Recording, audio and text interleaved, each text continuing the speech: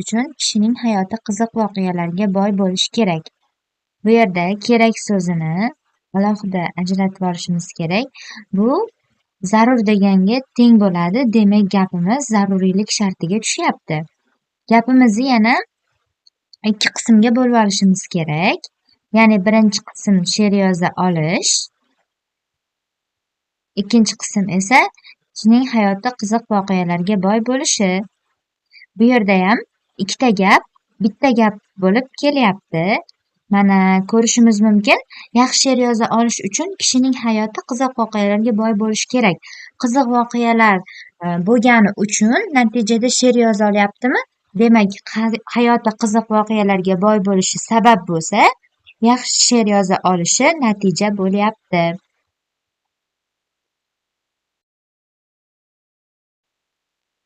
Bu yerda natijani bilib olishimiz kerak. Zarur so'zi kelganda, ya'ni hayoti qiziq voqealarga boy bo'lmayaptimi? Aniq she'r yoza olmaydi degani. Masalan, Dilnozaning hayoti qiziq voqealarga boy, demak u she'r yoza oladi. Marjonaning hayoti qiziq voqealarga boy, lekin she'r yoza olmaydi. Uchinchisi, Madinaning hayoti qiziq voqealarga boy emas, shuning uchun u she'r yoza olmaydi. Birinchi, ikkinchi gapni qaraydigan bo'lsak, hayoti qiziq voqealarga boy bo'lishi ikkita natijaga olib kelyapti. She'r yoza olishiga, she'r yoza olmasligiga. Endi uchinchisida esa hayoti qiziq voqealarga boy emasmi, u aniq she'r yoza olmaydi deyapti. Buni formulada ko'radigan bo'lsak, formulamiz mana zaruriylik sharti sababdan natija kelib chiqyapti. Bizda sabab qiziq voqealarga boy bo'lish, natija esa she'r yoza olish. Yuqoridagi birinchi misolimizga ko'ra, yaxshi she'r yoza olishi uchun hayoti qiziq voqealarga boy bo'lishi kerak. Demak, Pilyus bo'lsa, hayoti qiziq voqealarga boy bo'lsa, natijada she'r yoza oladi. Ikkinchisida esa hayoti qiziq voqealarga boy, lekin she'r yoza olmaydi. Uchinchisida esa endi hayot qiziq voqealarga boy emas, aniq she'r yoza olmaydi deyapti. Endi misollarga o'tadigan bo'lsak, quyidagi savollarga javob bering. Kishining hayoti qiziq voqealarga boy bo'lmay turib, u yaxshi she'r yoza oladimi? Hayoti qiziq voqealarga boy bo'lmasa, natijada aniq she'r yoza olmayotdimi? Uchinchi formulamizga ko'ra, demak bunga yo'q deb javob beramiz. Ikkinchisi, kishining hayoti qiziq voqealarga boy bo'lmasa, yaxshi she'r yoza olmaydi deb xulosa qila olamizmi? Hayoti qiziq voqeaga boy bo'lmagandan keyin aniq she'r yoza olmayotdimi? Demak bunga ha deb javob beramiz. Uchinchisi, yaxshi she'r yoza olish uchun faqatgina hayoti qiziq voqealarga boy bo'lish kerak deb xulosa qila olamizmi? Hayoti qiziq voqealarga boy bo'lsa, ikki xil natijaga olib kelayotdi. She'r yoza olishga, she'r yoza olmaslikka. Demak, buni ham aniqlay olmaymizmi? Yo'q deb javob beramiz. To'rtinchisi, hayoti qiziq voqealarga boy kishilar yaxshi she'r yoza oladi deb xulosa qila olamizmi? Hayoti qiziq voqealarga boy bo'lsa, ikki xil natija beryapti bizga. Yaxshi she'r yozishi mumkin, yaxshi she'r yoza olmasligi mumkin. Buni aniqlay olmaymizmi? Yo'q deb javob beramiz. Keyingi savol. Quyidagi mulohazalardan qaysi biri to'g'ri, qaysi biri xato ekanini aniqlang. Umarning hayoti qiziq voqealarga boy emas, demak u yaxshi she'r yoza olmaydi. Hayoti qiziq voqeaga boy bo'lmagandan keyin aniq she'r yoza olmasmidi?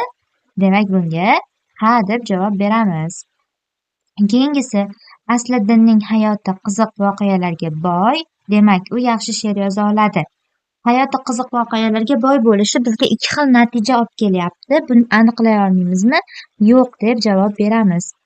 Keyingisi, hayoti qiziq voqealarga boy kishilarning ko'plab she'rlar yozishga vaqti bo'lmaydi. Biz fikrimizda she'r yozishni vaqtini aytganimiz yo'q. Qancha miqdorini aytganimiz yo'qmi? Aniqlay olmaymizmi? Demak, yo'q deb javob beramiz. Keyingisi, yaxshi she'r yoza olish uchun yaxshi hikoyalar ham yoza olish kerak. Biz fikrimizda hikoya haqida gap ketmadi, roman, she'r haqida gap ketmadi. Demak, bunga ham yo'q deb javob beramiz. Keyingisi, Kamron va Ismoilning hayoti qiziq voqealarga boy bo'lib, Kamronning hayotidagi voqealar yanada qiziqarliroq.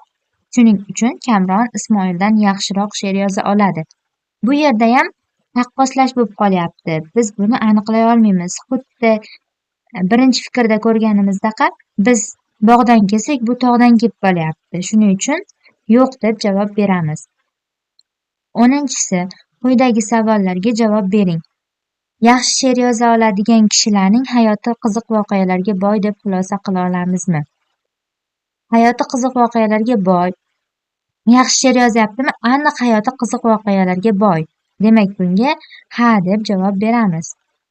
Keyingisi, yaxshi she'r yoza olmaydigan kishilarning hayoti qiziq voqealarga boy emas deb xulosa qila olamizmi?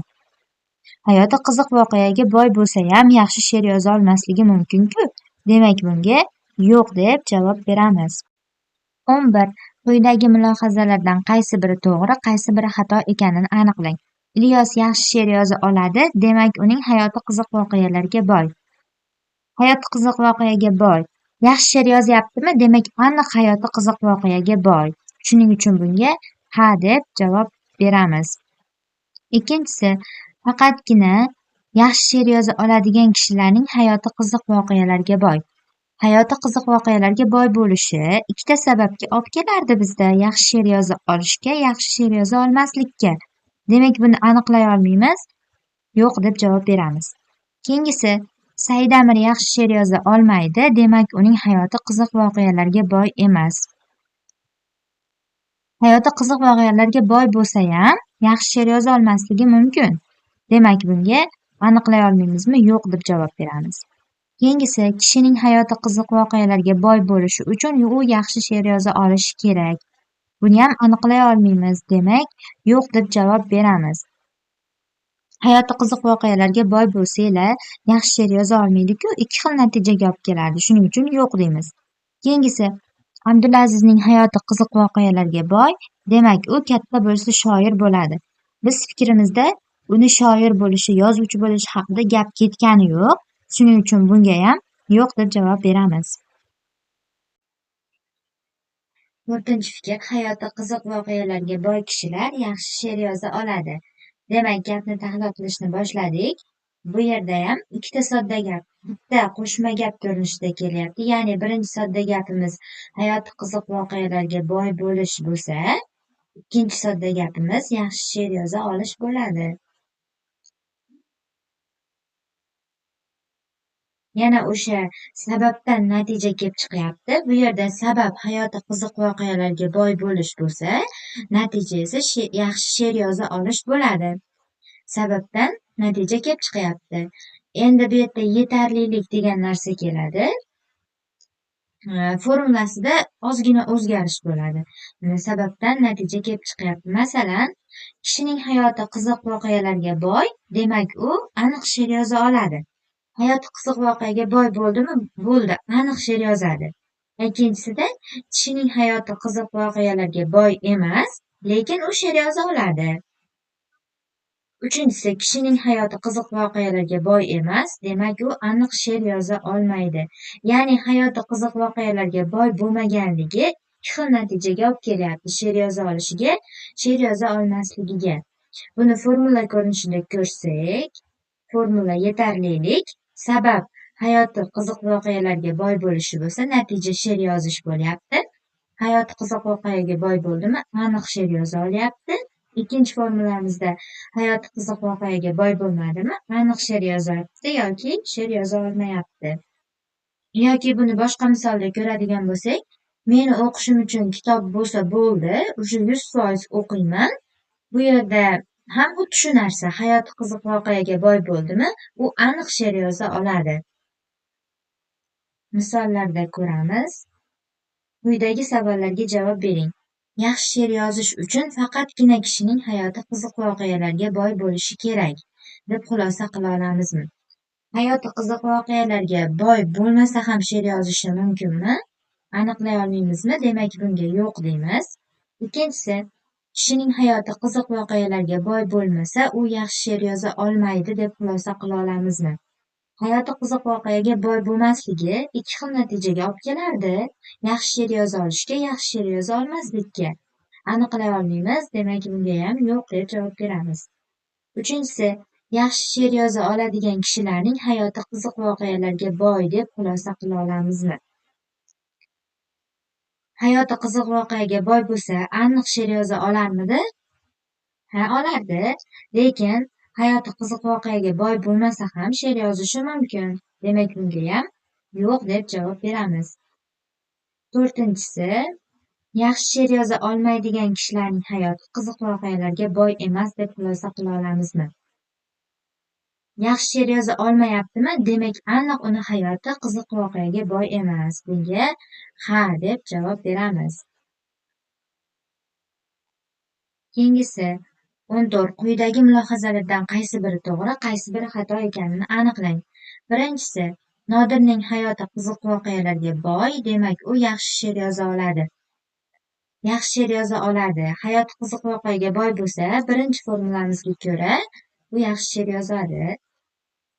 Ikkinchisi, Mirazizning hayoti qiziq voqealarga boy emas, demak, u yaxshi she'r yoza olmaydi. Hayot qiziq voqeaga boy bo'lmaganligi ikki xil natijaga olib kelardi bizda. Yaxshi she'r yoza olishga, she'r yoza olmaslikka. Bu yerda yaxshi she'r yoza olmaydi deyapti. Biz aniqlay olmaymiz, bunga yo'q deb javob beramiz.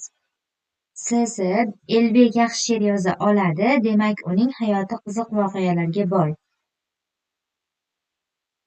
Yaxshi she'r yozsa, hayoti qiziq voqealarga boy bo'lmasligini bilmaymiz, demak, bunga ham yo'q deb javob beramiz. Keyingisi, Hoshim yaxshi she'r yoza olmaydi, demak, uning hayoti qiziq voqealarga boy emas. Bunga aniq ha deb javob bera olamiz, chunki 3-formulamizga tushyapti. Keyingisi, yaxshi romanlar yoza oladigan kishilar yaxshi she'rlar ham yoza oladi. Biz fikrimizda roman haqida gapirmadik. Demak, bunga ham yo'q deb javob beramiz. Keyingisi, demak, sarguzashtsevar kishilar ham yaxshi she'r yoza oladi. Sarguzashtsevar kishilar, boshqa kishilar haqida biz gapirganimiz yo'q. Xuddi biz bog'dan kelsak, bu tog'dan kelayotganga o'xshab qolyapti. Bunga ham yo'q deb javob beramiz. Keyingisi, kishining shoir bo'lishiga uning hayotidagi qiziq voqea sabab bo'ladi. Fikrimizda shoir bo'lishi, roman yozishi, boshqasi haqida gapirmadikmi? Bunga ham yo'q deb javob beramiz.